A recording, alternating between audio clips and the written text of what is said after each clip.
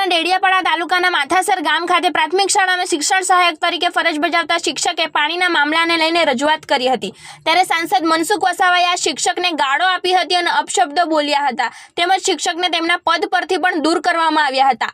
આખી ઘટના એવી છે કે નર્મદા જિલ્લાના ડેડિયાપાડા તાલુકાના માથાસર ગામ ખાતે આવેલ પ્રાથમિક શાળામાં ભારજી એમ વસાવા શિક્ષણ સહાયક તરીકે ફરજ બજાવતા હતા તેમજ તેમના દ્વારા બાળકોના હિતમાં અનેક કામ કરવામાં આવતા હતા।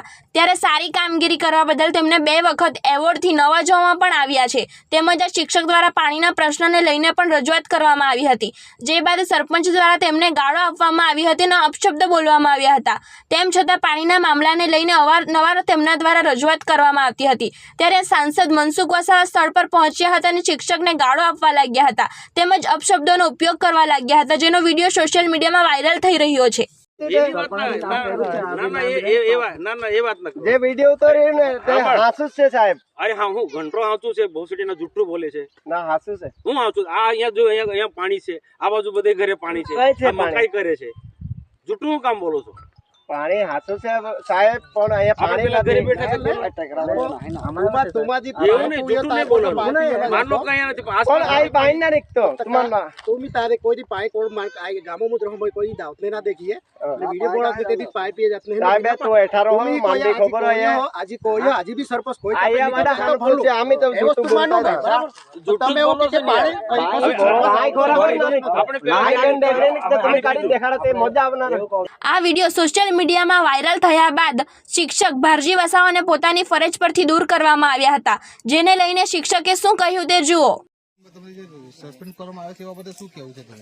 મને જે નોકરીમાંથી જે સસ્પેન્ડ કરવામાં આવેલા છે મને કંઈ કારણ નથી। હું જ્યારે આ બાબતે ગઈકાલે સ્કૂલે ગયો હતો ત્યારે મને પ્રાર્થના પત્યા પછી ખબર પડી કે ટીપીઓ અને ડીપીઓ દ્વારા તમારો જે પરિપત્ર કાઢેલો છે તમને ફરજ પરથી મુક્ત કરવામાં આવેલો છે, પણ મને કારણ તો બતાવો। હું ભારતનો નાગરિક છું, મારી જે કંઈક સમસ્યા છે તે હું રજૂઆત કરી શકું છું। ત્રણ વર્ષથી હું પાણી ભરું છું માથે ડેગડા। મને રસ્તે જનારા લોકો પૂછે છે ગુરુજી તમે પાણી લેવા આવો છો માથે ડેગડા રહીને, તે પણ મારે જરૂરિયાત છે એટલે મેં 3 વર્ષથી એની રજૂઆત કરું છું। અહીંયા સરપંચ પણ મને મા બેનની ગાળો બોલે છે, 2 વર્ષથી ત્રાસ આપે છે, હું રજૂઆત પણ કરું છું, પરંતુ મને જે ફોન દ્વારા પણ જે કેટલાક ન સાંભળે એવા શબ્દો દ્વારા સરપંચે પણ કીધું છે, તેના ઓડિયો મારી પાસે પ્રૂફ છે।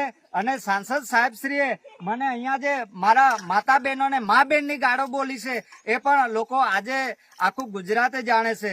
મારે શિક્ષણ માટે એટલું જ કેવું છે કે મારા 126 બાળકો છે એ રડતા આંસુ મારે જોવા નથી। હું કદાચ એ બાળકો મને ફ્રીમાં જો ભણાવવા બોલાવશે તો પણ હું જવાનો છું। મારી સંસ્થા ભલે મને ના કહે, મને ખબર છે કે રાજકીય નેતાઓના દબાણના કારણે મને સસ્પેન્ડ કરવામાં આવેલો છે। મારે એટલું કહેવું કે સંતુ નર્મદા જિલ્લામાં જે ડેડિયાપાડાની પૂર્વ પટ્ટી હોય કે ગમે તે અંતરિયાળ વિસ્તારમાં દરેક એનજીઓને અને સંસ્થાને મારે વિનંતી છે કે આપણે બધા ભેગા થઈને બાળકોનું શિક્ષણ ઊંચું લાવીએ। એવું કહેવાય છે શિક્ષક કભી સાધારણ નહીં હોતા, શિક્ષક કભી સાધારણ નહીં હોતા, પ્રલય ઉસકે ગોદ में है। એ ઉક્તિને હું સાર્થક કરીશ। મારી પાસે જ્યારે બાળકો મને મારી મદદ માંગશે ત્યારે હું કોઈ પગારની અપેક્ષા વગર હું બાળકોને મદદ કરીશ। તેમજ આ શિક્ષક દ્વારા પોતાની ફરજ કઈ રીતે અદા કરવામાં આવતી હતી તે સાંભળો તેમના મોઢે। વાતમાં મારી ચેલેન્જ હતી કે આ શાળામાં જે કંઈક ઘટે છે અને એને હું પૂરી કરે, એક સાથે તો નહીં થઈ શકે પણ દર વર્ષે એક વસ્તુને અને એક જે કંઈક ખૂટે છે એને પરિવર્તન લાવીશું। શાળામાં શું ઘટે છે તો એના માટે અમે પ્રયત્ન કર્યું કે ચાલો આપણી શાળામાં કમ્પાઉન્ડ વોલ નથી તો એ કમ્પાઉન્ડ વોલ આપણે બનાવી છે।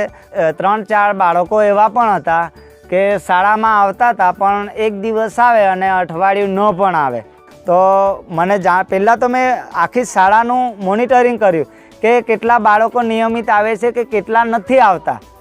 તો એના માટે મેં માહિતી માગી અને માહિતી સાહેબ આવી કે આટલા બાળકો આપણી શાળામાં હજુ અનિયમિત છે, તો એના માટે સતત વાલી સંપર્ક કર્યો અને એ બાળકો શાળામાં સાહેબ આવ્યા અને આપણા ઘરે સાહેબ આવ્યા છે એટલે ડુંગર ભાગી જતા હતા।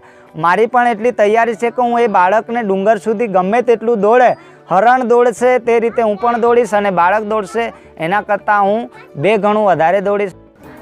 દરેક બાળક છે એક બધા બાળકોને હું એક સાથે ભણાવી શકું તેમ નથી, પણ જે એક વિદ્યાર્થી જે હોશિયાર હોય તો એટલા ગ્રુપ પાડેલા છે અને એટલા ગ્રુપ પાડીને હું આ બાળકોને આટલું કરાવવાનું છે, આ બાળકોને આટલું, બાળકને બાળક શીખવી શકે એ મારો પણ હેતુ છે. અને બાળકો હું જોઉં છું ત્યાં સુધી બાળક પાસે જલ્દી શીખી જાય એ હેતુથી હું એવા પ્રયત્નો પણ કરું છું. અલગ અલગ કોઈક દિવસ આવા ગ્રુપ પાડીને ભણાવવા માટે, અને બાળકને પણ એમ થાય છે કે હું શીખવાડું છું અને મને પણ આવડે છે અને એમને પણ એવું થાય છે કે હું શિક્ષક બનીશ અથવા તો હું બીજાને ભણાવીશ. 0 માંથી 7 માં જાય એટલે 10 કરવો પડે, 2 ની ઉપર એટલે 1, પછી બાજુમાં 10 માંથી 7 જાય એટલે 3, અને